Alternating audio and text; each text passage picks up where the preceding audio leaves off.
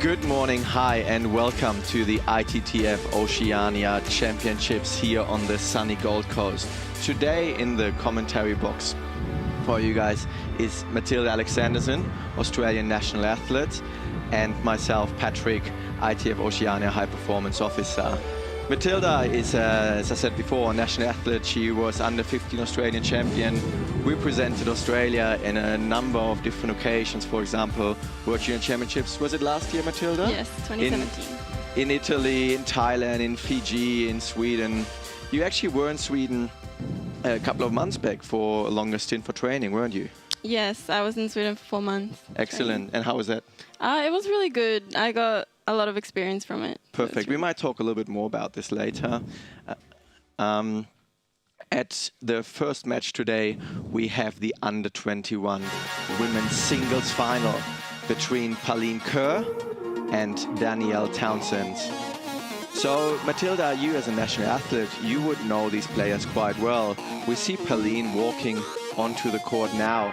Can you tell us a little bit about Pauline? What are her strengths? What are her weaknesses? How would you play against Pauline? I've played Pauline a lot of times, so I know her strengths quite well. She's really good on the wings, like straight on the forehand and straight on the backhand. She's a very flat hitter, so she hits the ball quite hard there, and so going to the middle would be a good strategy for Danielle. Excellent, and we'll have a look at the tactics soon from Danielle Townsend, walking into the court now. Danielle comes here from this area, from the Gold Coast, so you would know Danielle quite well as well. Yes, we train quite a lot together since we both live here on the Gold Coast, so we know each other quite well. Excellent. And so Danielle's strengths and weaknesses, similar to Pauline? Very different. Danielle relies more on spin, and she's very good at moving. She's very tactical, so this will be really interesting for her. Well, so we have on one end Danielle being the spinny player, using smart moves, smart placements to outplay her opponent. And then we have on the other side Pauline Kerr, being more the flat hitter, trying to finish the point quite soon with hard, fast shots.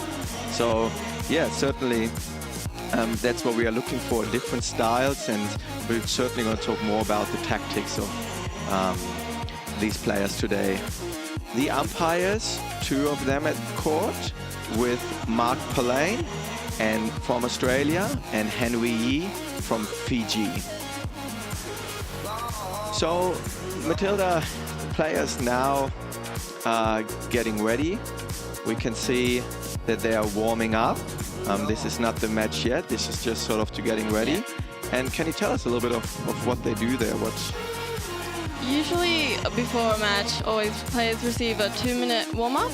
So everyone starts forehand to forehand, just counter hitting, really soft, and just rallying to get started. And then we can see Danielle spinning a little bit. So they'll do a few counter hits and then spin a little just to get used to it.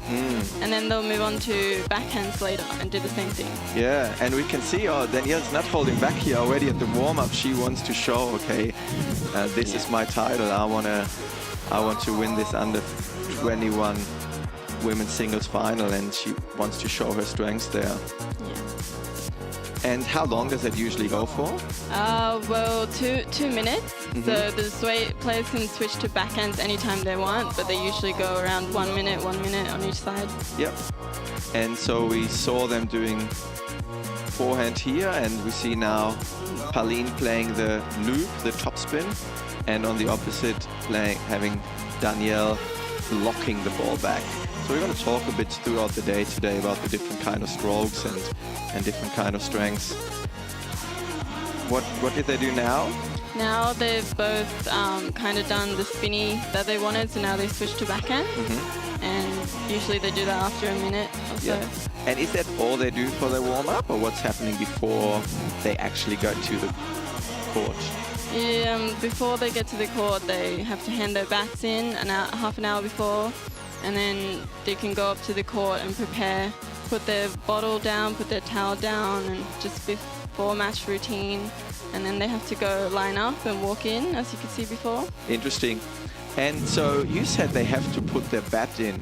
Is that to warm it up, or what are they doing with their bat? No, it's for racket control. So to see if the bat is legal, so there's no chips off the rubber, and everything's legal about it. Awesome. On screen now we see Henry Yi, as I said before, from Fiji.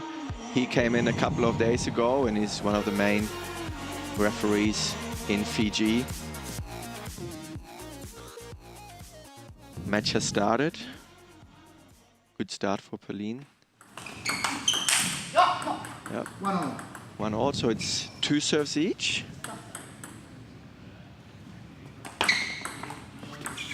Oh, lucky there. 1-2. Yeah, so usually a rally in table tennis goes between 3 and 6 contacts, so only a couple of seconds. 2-all. And that tells us that serve and service return is extremely important to get a good position to win the point. 3-2.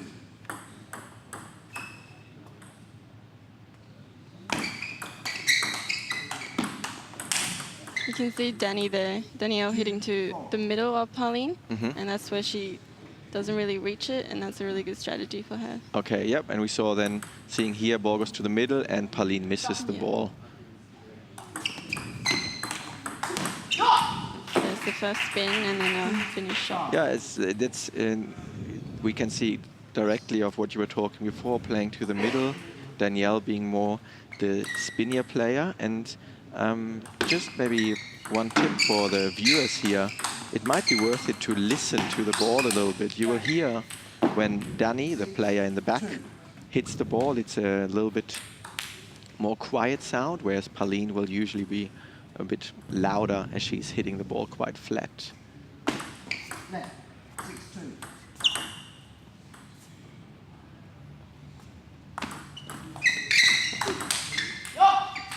Very good spin ball. And this is the rotation that's been that Danielle creates, isn't it? That causes the ball to go off the court. Yeah, that was a really bad placement, but it was a lot of spin. There to the middle again. Yep. So we can see Danielle dominating this set. Is that usually how they play against each other? They're usually really close. Their matches are always really close, so it'll be interesting. But Danny's definitely got ahead on this one, playing really smart.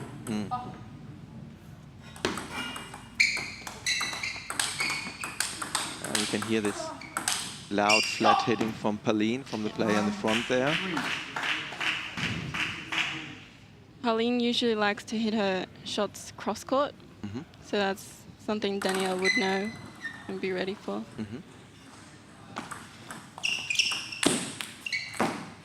Just miss it. Danielle is searching a lot for her forehand. They're walking, trying to jump around the middle area to play forehand. Is that her style? Yeah, she's very forehand dominating player. Is that generally like this in table tennis, or?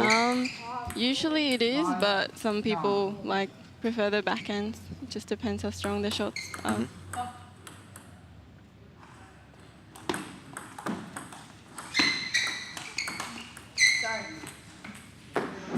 And the reason Danielle Townsend said sorry just now was because the ball just hit the edge. We couldn't even see it. It was such a gentle touch of the table.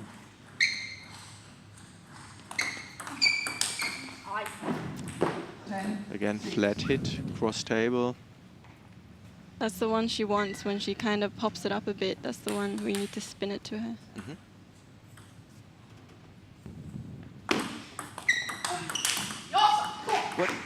So 11-6 for Danielle in the first set.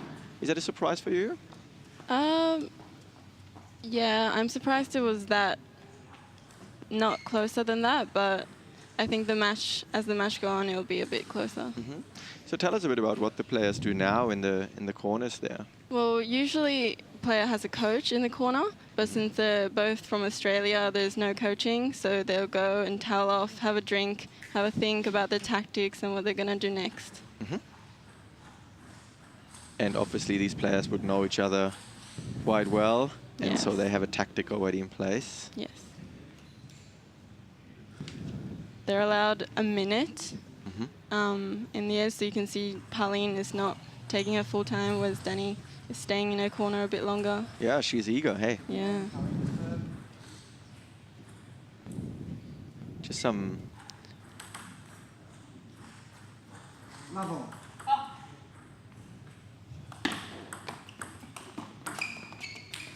One Yeah, level. good spin. nice spin ball there from Pauline.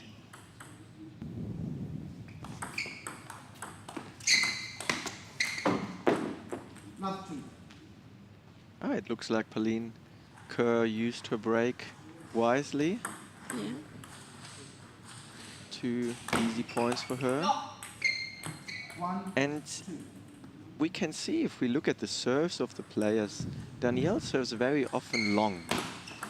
We can see that the ball goes quite long, so Pauline could attack her. Is that generally what she does? And Yeah, she likes to serve really long serves, vary the spin on them. what is the And advantage there of a long serve? if you do a long serve, the player generally attacks first and then you get straight into a rally. Whereas Pauline's short serve, she'll usually get like a push, heavy backspin, ball back, and then you can open up and then get into a rally. Yep. So Danielle likes to get into a rally straight away. Tell us a bit about the players who they were facing on their way to the final. Let's start with Kerr, with Pauline. Who did she play against and who was her way up to the final? It wasn't all Australian semi-finals. So apart from the other countries from Oceania, like Fiji and New Caledonia, it was an all Australian semi-final. So I faced Pauline in the semi-final. Yep. And Danielle had Charmaine Kwa in Okay. her semi-final. Yep.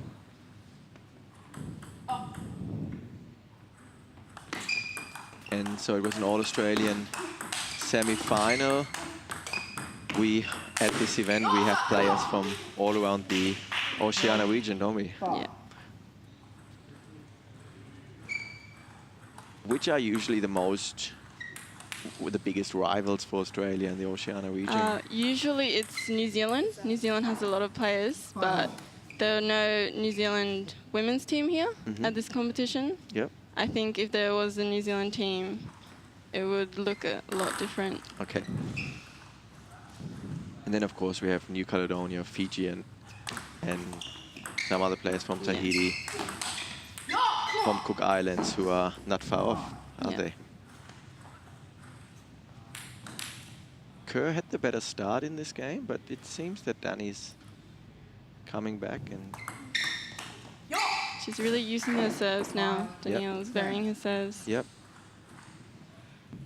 I guess this is one of the main differences if we think of ping pong as the garage sport, and then we look at these high-performance athletes training on a daily basis, and we see them playing here in such a major event. These serves, this is pure training, and creating this spin, creating this accurate placement, this really takes a long time to get used to it and train it.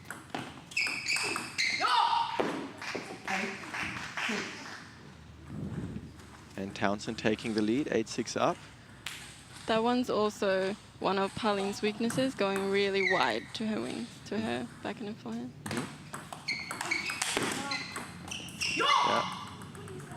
Yeah, interesting. So Pauline with her flat hits. Townsend is able to catch it.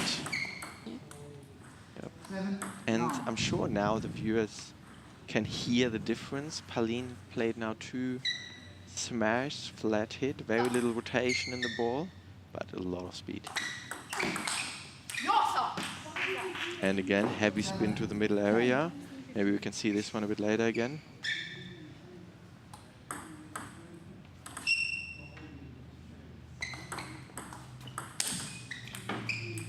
And there's a lot of frustration in her shot.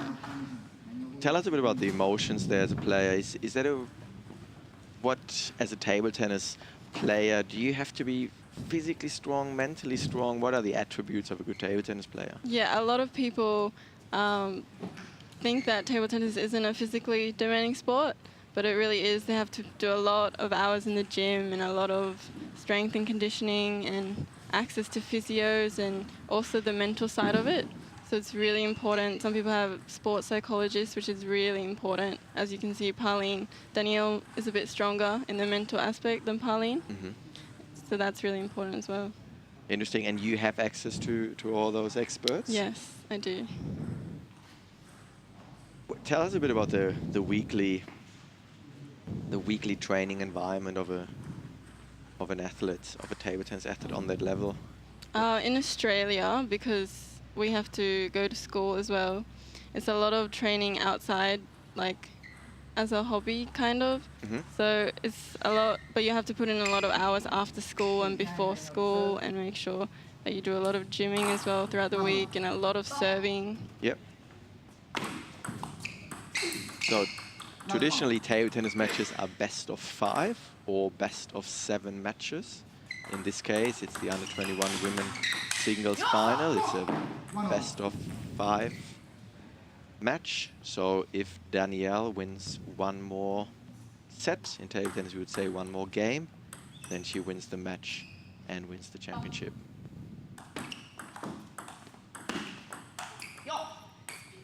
1, 2.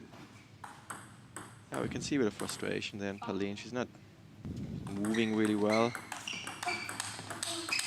But it's difficult mentally. Your shots don't go on the table. You were up in the second set. You then lose that set.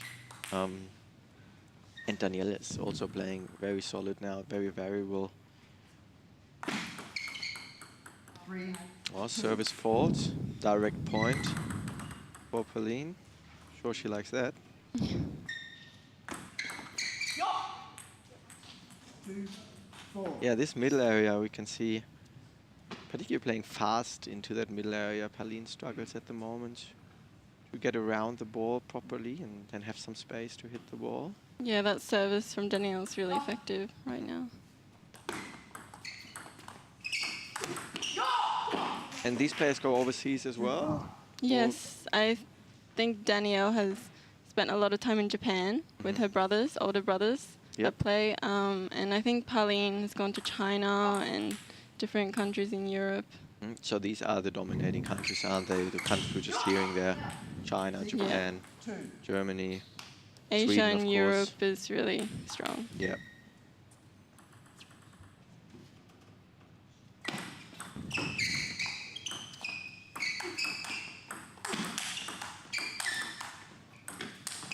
Ooh, beautiful rally there. Pauline almost already had the point, then she misses that last smash.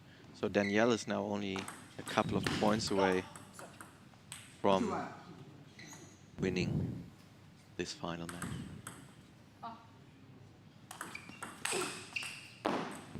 2-9. Bit of a high serve there from Pauline. Easy for Danielle to get. And if the ball straight. is just a little bit too high, just a little bit too slow, Danielle is there. She's really focused right now. 9-3. 9-3. I think this is the last chance now for Pauline to come back into that match. But her return of serve wasn't very strong, or Danielle's serves were too strong. We'll see what happens now. Again, long serve. 10. Playing wide to the corner. One more point. Championship point now for Townsend.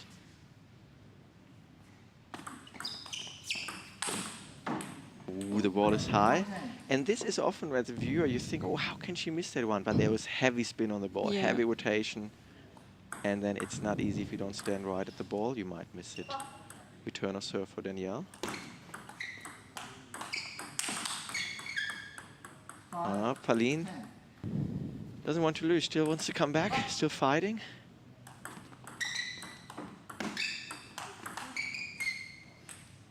And 6. Do you think Danielle's getting a bit nervous now? Yeah, I think she wants to, she's pretty eager to finish it off now. But Pauline's using her spin now, using her spin and then finishing it off. Again, relatively high ball. And my feeling is that Danielle is rushing a little bit there. What do you think, Matilda? Yeah, for sure. She's definitely trying to finish off really quickly. She just needs to take her time and breathe. And here we are. Under 21 women's champion at the ITTF-Oceania Championships, Danielle Townsend. Now,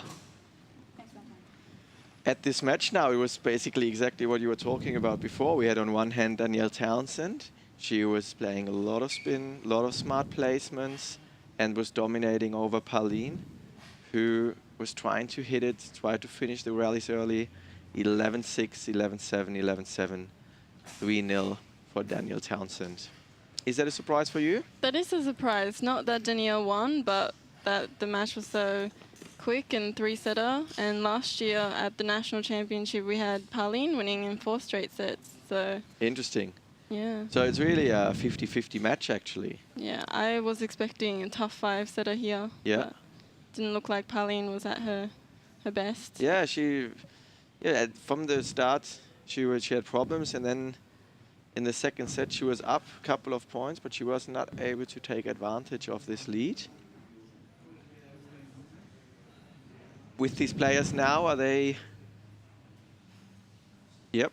So we see a couple of the major points there, and let's talk a bit again about maybe the tactics there.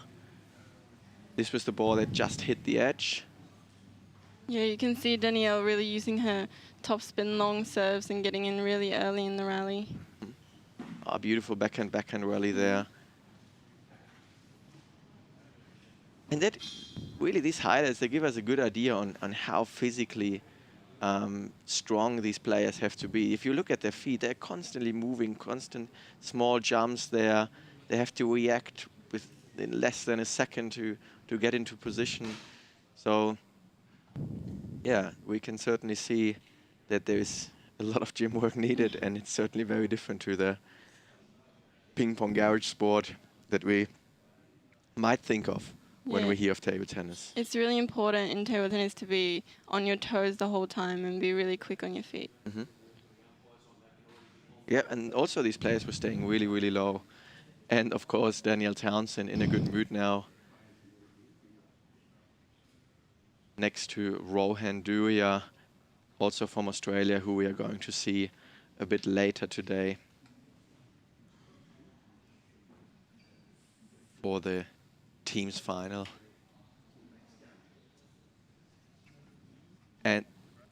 And next match that is coming up is the under-21 men's final between Benjamin Gould from Australia versus Nathan Shue from New Zealand. So here we have the New Zealand team being represented at the final. What's your feeling for that match? I think Nathan Shue definitely has won the last few times, so I think he's the favorite to win here. Mm-hmm. But Benjamin Gould has played really well in this tournament, so I think it could go either way. And look at that focus here from Benjamin Gould walking onto the court. He is ready for the fight. He played against Nathan already during this tournament. I'm not quite sure. He played certainly against him a couple of months back at the Youth Olympic qualification tournament from Oceania, where Nathan Shue succeeded over Benjamin. Nathan a little bit younger than Benjamin. He's still a cadet, so he's still eligible to play in the under-15 event.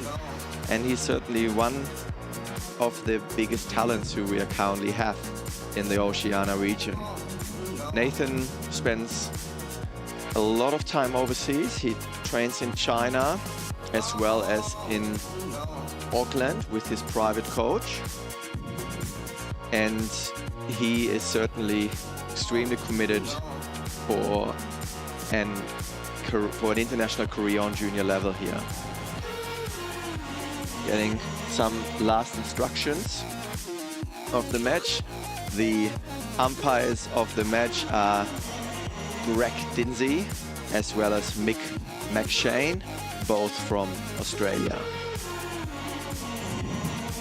So this match you can see, because it's New Zealand and Australia, they both have a coach in their corner, so it's a bit different to the previous match. Yep. And the coach here giving the last instructions. We can see that Alex Jakubczak, the coach here, very determined. He has a very clear idea, very clear strategy, How important is that coach sitting there on the Oh, bench? it's really important. It's really important that you have a good relationship with them as well, and that they're really working with the player. And Alex is really good at that. How often is the coach allowed to give advice? They're allowed to give advice in between sets, and also there's a new rule that they can call out things during the match. Oh, that would be confusing for the opponent, wouldn't it? Yeah. And also they're allowed a timeout. And how long is that timeout usually? How often are you allowed to take that? You're allowed to take one timeout in a match, which can be 1 minute long. I thought they got the sandwiches out there. Can you tell us a bit about the rackets and the bags on the table there? The rackets are placed in a paper bag when they're given for racket control. And what do the racket control? Are they checking there for chemicals, or what could possibly be a problem at a table tennis racket? There's something called boosting, which they sometimes check boosting, which is making you get more power in the ball, which is illegal. And then there's also checking for, so the bat, like the rubber covers the whole part that it needs to cover on the bat. So that's the main things that they check. And so these rackets there, I like to compare them with a wand or so. You have to fully trust your equipment there, and it's an extremely specific equipment that you can use. There's lots of variety there. What are the price ranges of those rackets? Really expensive. I think rubbers alone can be up to $100 just for one sheet. Wow, so one sheet of rubber, would that be the black side, or? It can be any side. Wow. So we'd say the red side is $100, the black side is $100. Yeah. And then they still need the blade, they still need the wooden part there. Wow. So the warm-up is finished. They were playing forehand to forehand, backhand to backhand. So you're saying Nathan Shu in the black shirt, he's our... I think he's the favorite in this one. Very different playing styles as well here. Well, beginning of the game, let's talk a bit about the playing style there from Nathan Shu. Also forehand orientated? Yeah, he likes to get in with his forehand. He's very good at rallying forehand loops. Really consistent in the rallies, whereas Benjamin likes to get the rallies over quickly and use his spin. So a lot more vocal this time, these two players here, pushing themselves.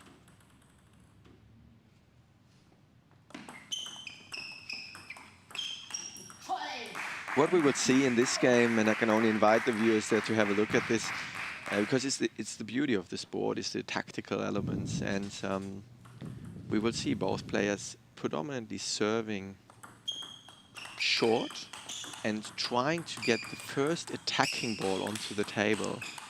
How beautiful rally here. Wow, look at this, forehand to forehand, and then Nathan Shu dropping the last ball.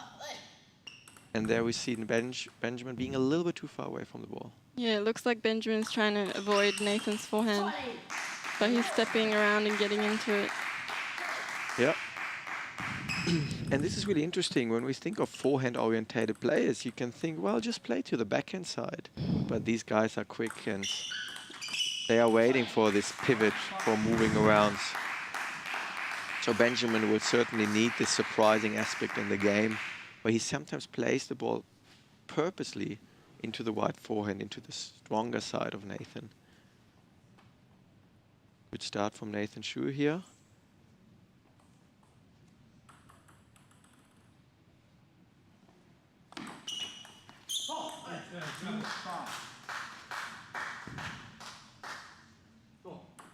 Spinny serve short to forehand.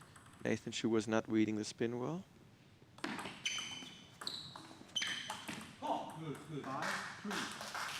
And again here, spinny serve, the ball pops up, and I can... Please, as the viewers here, for the viewers here, please come and check out where's the nearest club. And try to ask some of the better guys there to play one of their serves and try to return these serves. And you will see they are fast as, they are spinny, the placement is difficult to see, and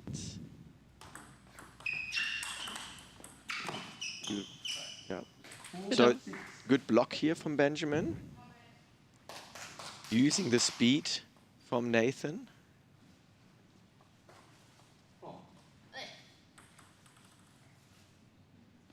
We can see these white dots on the black rubber from Benjamin. What are these white dots there? It's if the ball is new, it has a bit of powder on it usually. So the ball's probably pretty new, and that's leaving a bit of powder on his. And can his that be a back. problem for the player?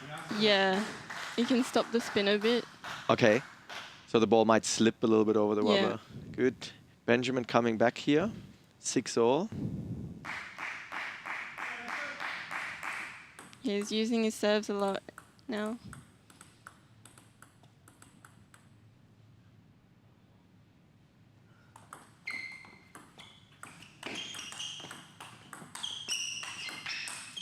Yep. Interesting rally here. This was a ball where Benjamin purposely went to the wide forehand side, and we can then see how Nathan goes a little bit too far away from the court. Maybe we see that one rally, this rally again. Something that I spoke about a bit earlier.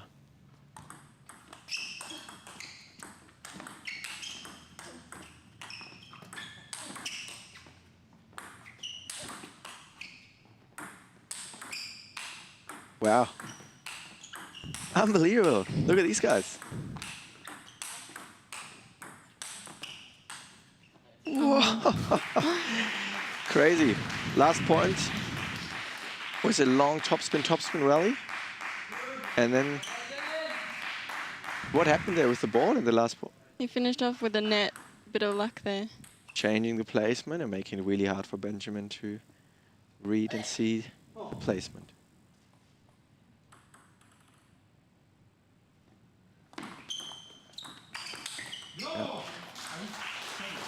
Yeah, the service is working well now. Side topspin variation. We can see that it's topspin. We call it because the ball from Nathan is popping up, sitting then quite high. And the no spin variation.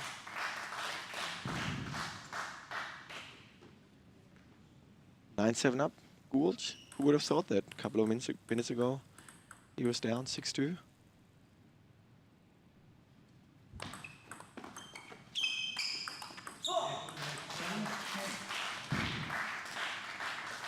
Yeah, Benjamin really tries to use his spin on that ball, on that first ball, whereas Nathan relies on his power a bit more. You can see there. And that's certainly what Benjamin will try to avoid, these slower balls to middle area where Nathan Shu has a lot of time to step around. But man, I'm still excited about this rally that we just saw a minute ago. 4-4 rally. Finishing with the net. 10-8, 2 more set points for Benjamin. Yeah. And again, playing more to forehand, the first attacking ball. Again, short ball to forehand, and then the second ball to forehand again. And I think this will be the crucial part, that he's not relying on playing to backhands. Something that we can think of. But rather varying the placement a bit more. Yeah, I think Nathan got a bit used to him hitting straight to his backhand. He was ready there at the start. Absolutely. Then as soon as he mixed it up, the game changed. Yep.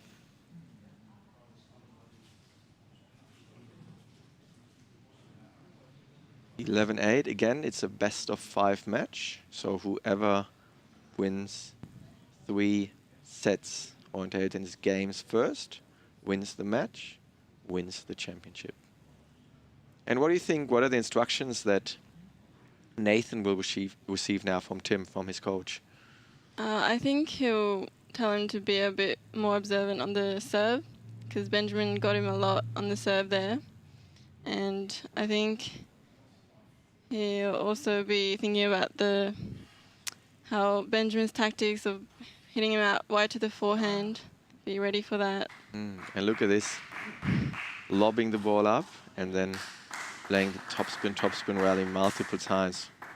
And no one can tell me this is not a sport. No one can tell me you don't need physical power for these rallies.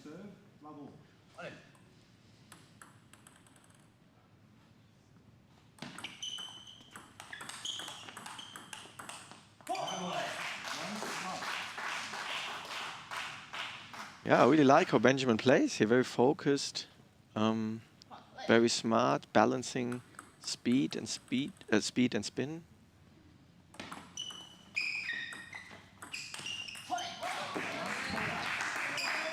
And in these rallies, we can see also the short game. How important is it that a player attacks first? It's really important. It gives them a big advantage if you get in first, because you can put the player off on the first one and you can set up for the next one.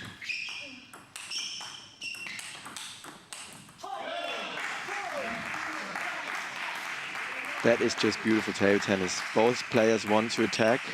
And here we see Nathan attacking first, but then being in a passive situation because Benjamin was counter-attacking. And again, Benjamin looking more now for the forehand side.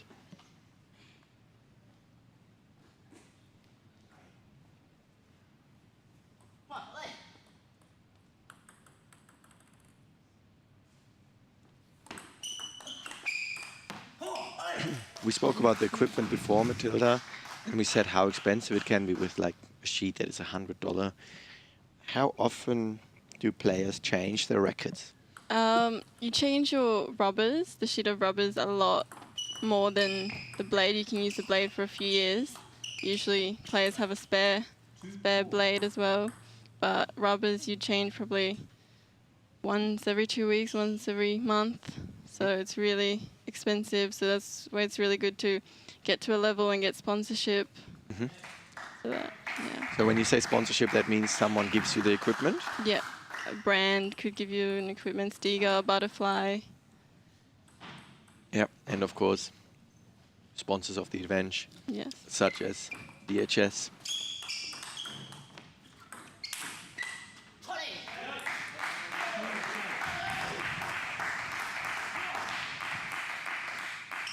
Quite nice to see a bit of variation there, not just having 2 Australian players.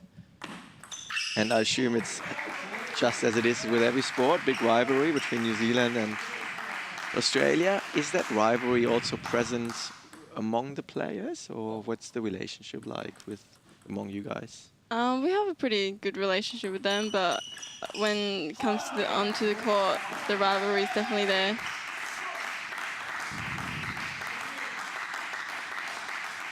And we can also hear in the background the spectators, partly from Australia, partly from New Zealand. Oh, beautiful backhand there down the line. And again, it was Benjamin attacking first to forehand. Look at this.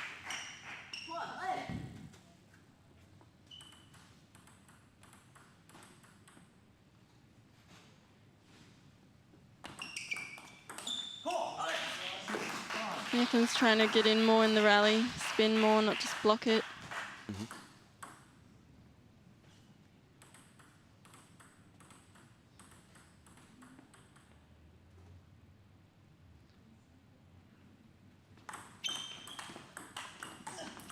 And surprisingly, a long serve from Nathan, but Benjamin saw that quite early and was waiting for it.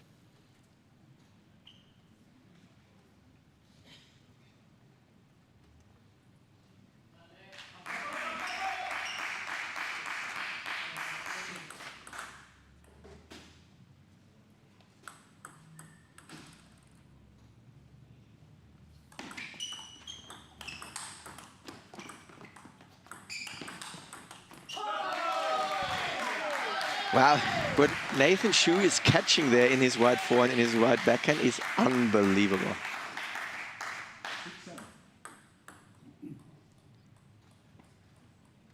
For the viewers on Facebook, please feel free to send us a message in the comment box if you have any questions about the players, about the event, or about the game itself.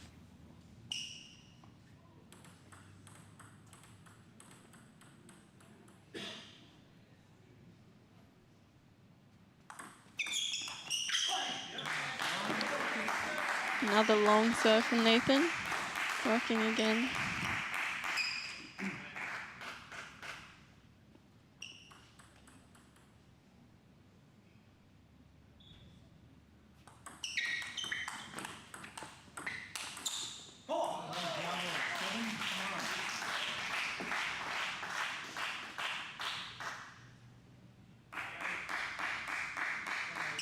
we see how those players are not just jumping left and right. We can see how much distance they cover as well. They're quite far away from the table at times.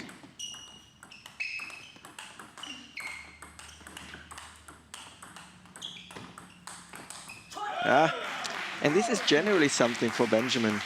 Happened now a couple of times. He starts active, but then every now and then he pulls back a bit. He plays then a softer shot and gives Nathan the opportunity to come back into the rally.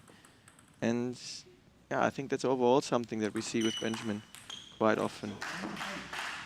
Nathan trying to finish it early, not using his backhand flick, but going around to play forehand. So they go to the towel now. Is that something they can do whenever they want to? They can go towel down, as we call it, every 6 points. Mm-hmm. So. And of course, this is a crucial moment, so they certainly spend a bit of time to think about their next moves. Yeah, we can see the crowd there. And again, I'm looking forward to this point again. How often does that happen, that the ball goes to the net, to the edge? Is that something that happens regularly? It happens maybe 2 or 3 times in a set. Mm-hmm. So players just have to learn to get that back, but it's really difficult. It's a lot of luck in that. Yeah, and it's interesting that it's already a sport that is so fast-paced, and you have to have such good reactions, and then you also have this factor of luck there, where the placement changes again. This is the New Zealand supporters, one of the presidents, one of the national coaches. And the Australian coach has a very clear idea and really gives detailed information to Benjamin. So what's your feeling now? You said in the beginning Nathan is the favorite. Still the case, or? I still think Nathan's the favorite. I think Benjamin's playing really well. I think if he continues to play like this, it'll be really close. Do you guys train with these guys as well sometimes? Benjamin lives in Brisbane. Mm-hmm. So I've trained with Benjamin a few times, played doubles with Benjamin.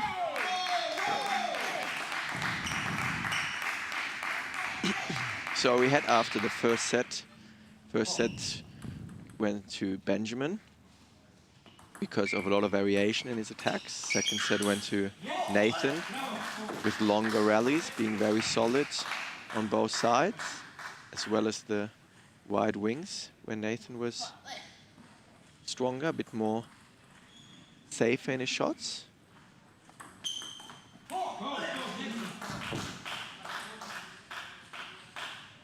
And again, side topspin serve. It's so hard to see, hey, for the spectators. How much variation is there in these serves? What do they do? You can do top spin serves, you can do back spin serves, you can combine them with side spin. There's a lot of variation, placement, speed.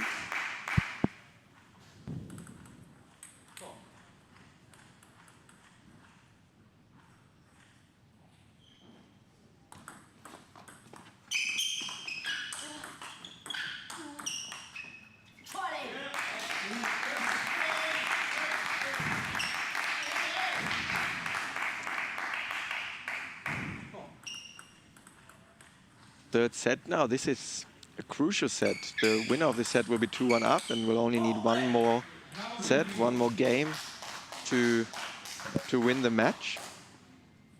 So having this lead certainly gives you a comfortable feeling then for the fourth set and puts a lot of pressure for the opponent.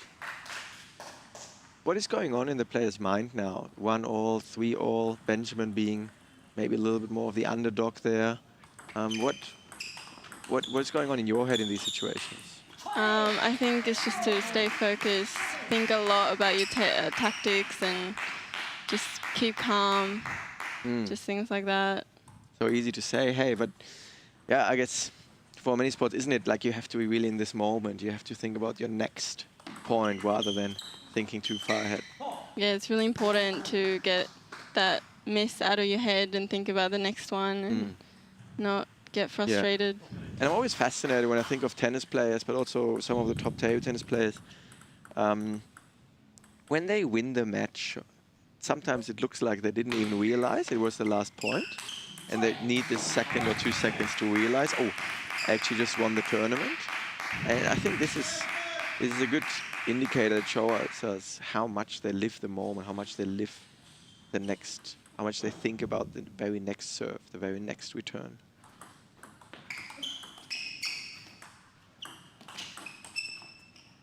Yeah, it's really easy to get tight and nervous at 10-all. So some players like to think always that the situation is level and start again. 1-all, 5-all. It couldn't be any tighter than that.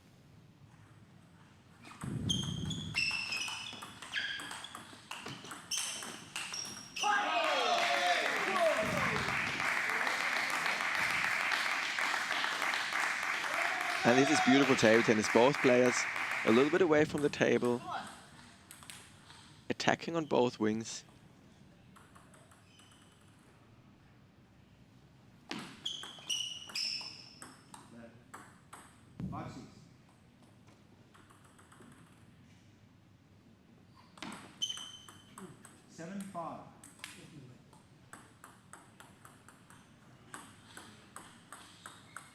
And just a reminder, we have the live commentary and we have the comment boxes on Facebook. So to all the viewers, please feel free to ask any kind of questions to either myself, Patrick, or to Matilda, who's with me here in the commentary box.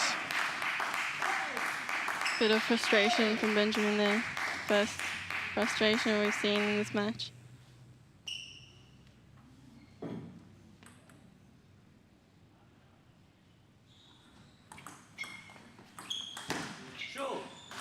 Oh, Benjamin coming back. He was a bit frustrated.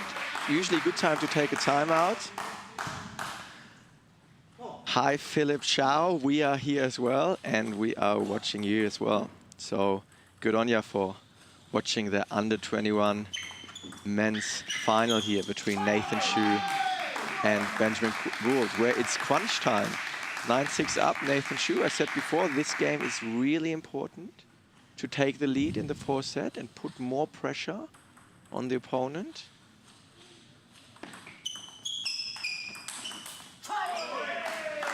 Yep, and there is just the quality missing now in the attacking serve. So the ball is not going wide enough, not low, not deep enough.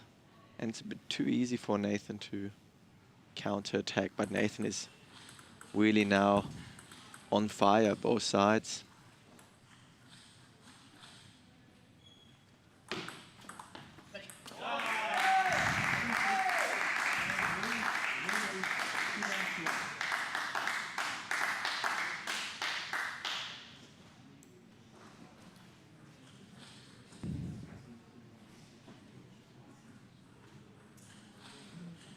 Yeah, both players have a good supporter base, lots of training partners within their daily training environment. I mentioned Philip Chow before. He was with Nathan at the Youth Olympic Games qualifications in Bendigo at the end of last year, and is also one of Nathan's coaches. So in table tennis, how does it work with the coaching? Do you usually have one coach, or are you? What's the training like? It depends on the player. Some players like Nathan, in Bendigo, he had a coach, he had a hitting partner, he had a supporter, he had all kinds of different training about like. But some people like myself, I just have one hitting partner and one coach, but it really depends. And the way I know Benjamin, he's going to be quite vocal now.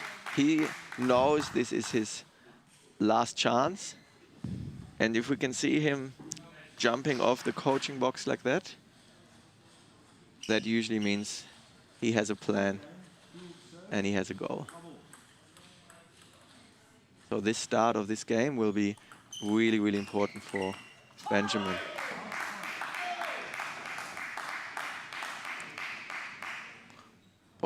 Both players are usually quite vocal there.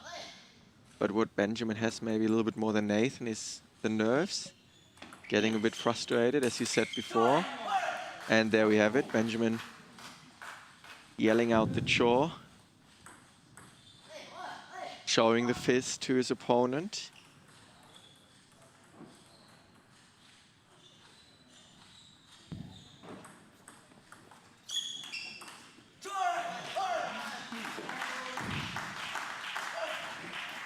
Yep, and there we hear him. And showing Nathan, I'm still here, still fighting, still in the battle.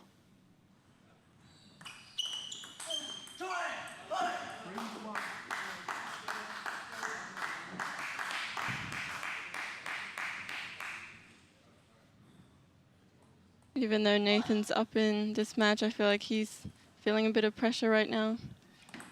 Benjamin's coming out very strong in this game.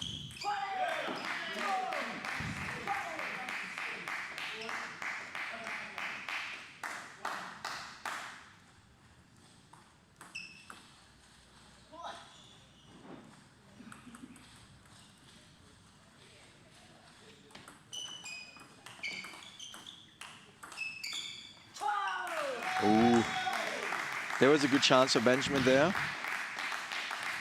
Misread the placement, misread the bounce. A little bit too far away. And there we have a little bit frustration in his body language.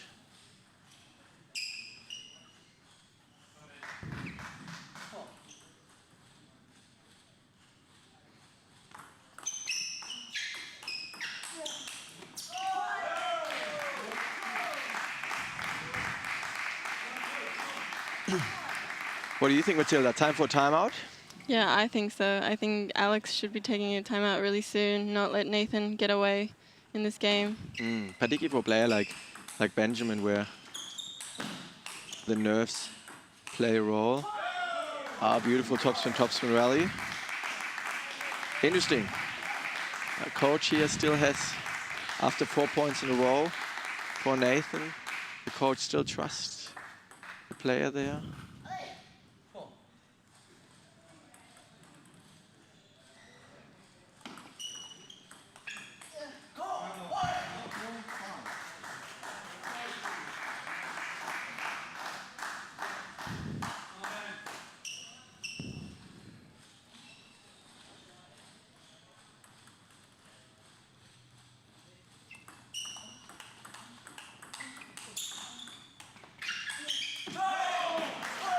Five all, and I can only say the coach did everything right here.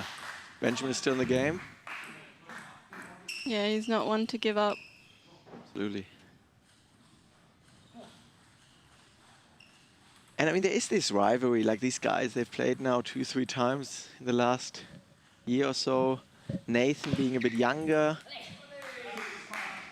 Benjamin was Oceania cadet champion in the past.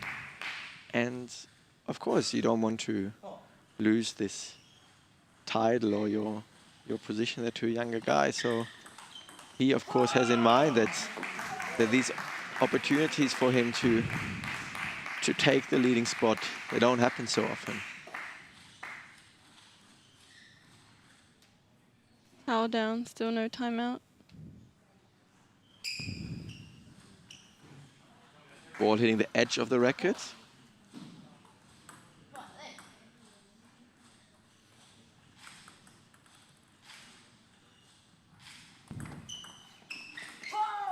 Eight, 5, and we're getting now to the deciding part of the 2018 ITTF-Oceania Championship final of the under-21 men's event. And there's the timeout we spoke about earlier. Quite late, but who knows? I'm sure Alex, very experienced coach, originally from Poland. He has a reason for the late timeout. This is often also the moment where some players might like to have a small snack or so. Yeah, some players do. Others prefer just to have a drink and just to have a breathe, not even talk to the coach, just have a timeout a bit. How much is the tactic matter now that that the coach might share with the player? Is it more the tactic? Is it more the mental side? What was your opinion on that? I think for Benjamin right now, it's more mental. He's starting to lose it a bit. He's a very mental player. He'll need to keep his head in order to come back here. He lost a few points in a row. Yep. 5-2 down, came up to 5-5. Is now again 8-5 down. This is Benjamin's last chance. Yeah, side topspin serve, and then it's not going around the middle area. Spoke about this earlier, this elbow area that you often go for. 2 serves for Nathan. Shoot. 9-6.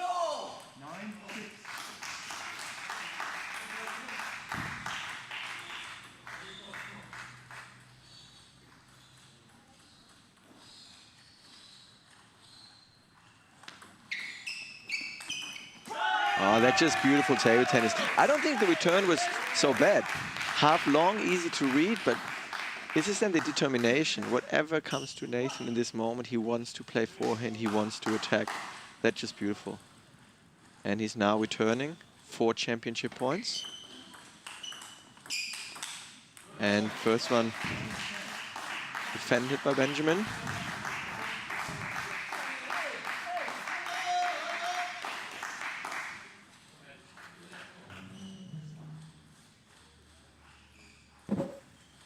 Service Benjamin.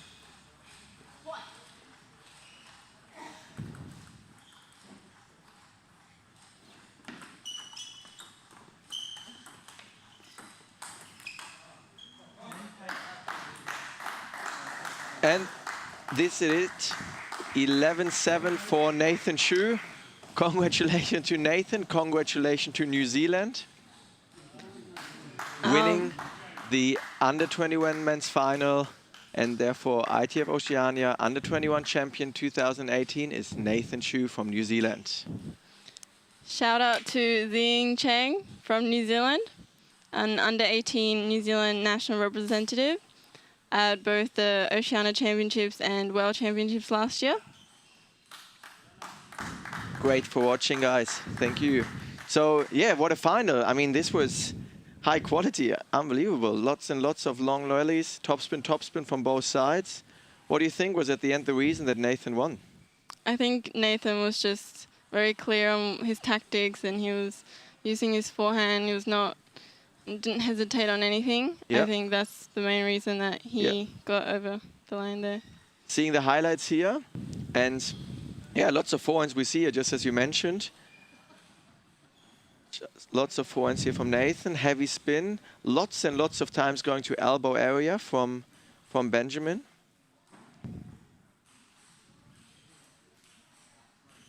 Look at this. This is high performance sport in its pure sense. And that's what I love about the sport. Like it's this mixture of physics, of speed, mixture of tactics, of mental strengths, of these different kind of tactical tools where you can play with more spin, slower, and it's not always just the guy who has more power that wins the match. And he looks relieved. Look at Nathan there. Crowd watching. It was, at the end, the expected result a little bit, wasn't it? Yeah, I think so. I think he was the favorite going into that, so he'll be happy with that. Yep.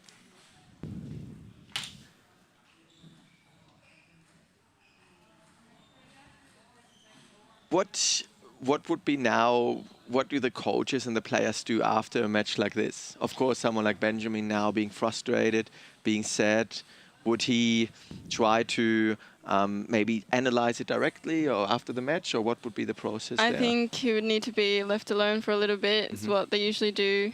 Leave them alone, let them think, let them breathe, let them go over what they did wrong themselves, and then maybe a day later or a few hours later go over the match and what they need to improve. Yep. So when you say go over the match, would that be, do they watch a video or do they just talk about it? Or? Most players do record their matches, so they watch it and see what they did, but others just like to go off memory and the coach and what they felt they Yeah. did.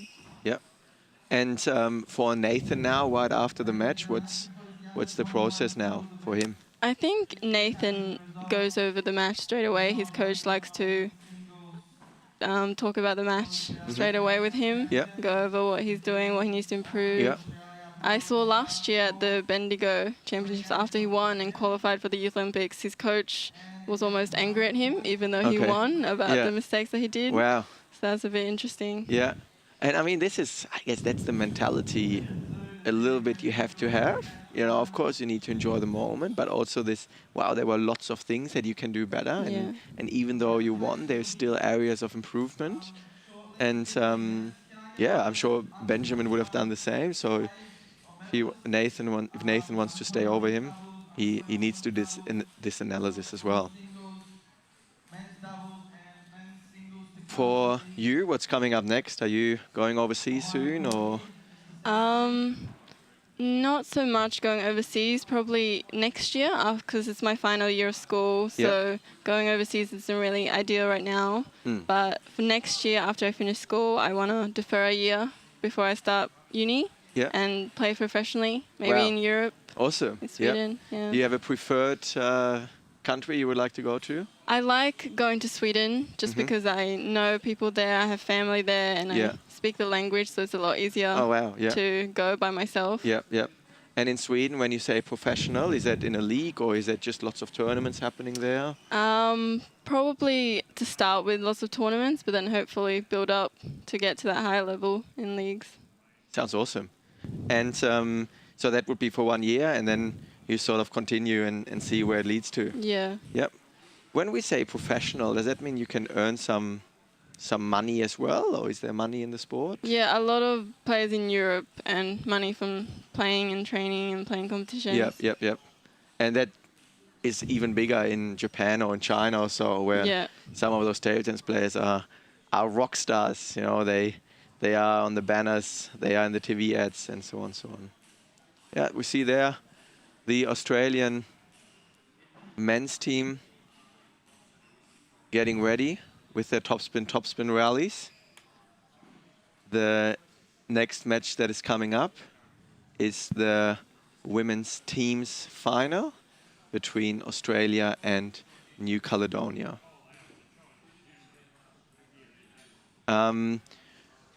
What do you think about this match there? Australia versus New Caledonia and Tahiti, a mixture of players from two different countries.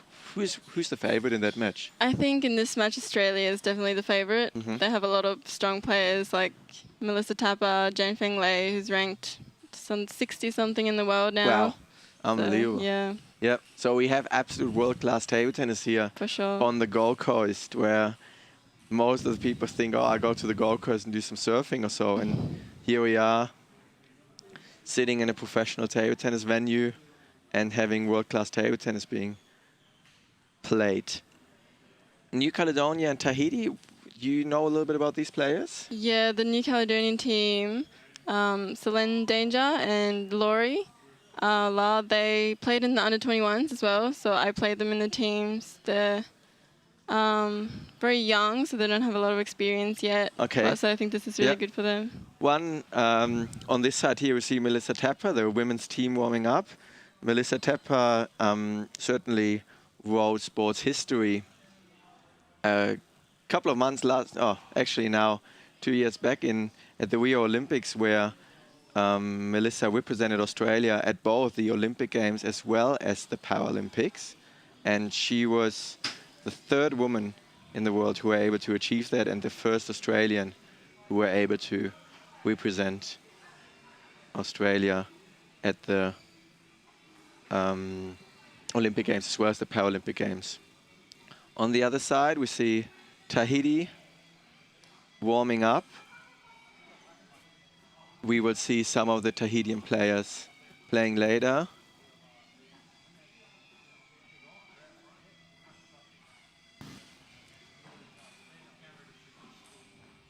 So someone like Melissa Tapper, is she spending time overseas? Is she mainly in Australia? I think she goes a lot overseas to Europe and train. Yep. But she has a lot of support in Australia as well. Yep. She is based in Melbourne, playing for a club called Health, Wellness and Table Tennis. And we have now the presentations coming up for a couple of events that happened over the last couple of days, including the under-21 mixed doubles, under-21 women's doubles, as well as the men's doubles and under-21, and the singles for both men's and singles under-21. And these were the two matches that we just saw in the last 2 hours. We will be back shortly, guys, for the next match that is coming up between Australia and New Caledonia/Tahiti for the women's team final at the 2018 ITTF-Oceania Championships. Thank you, Matilda, for being here with me. Thank you. And we see you guys shortly.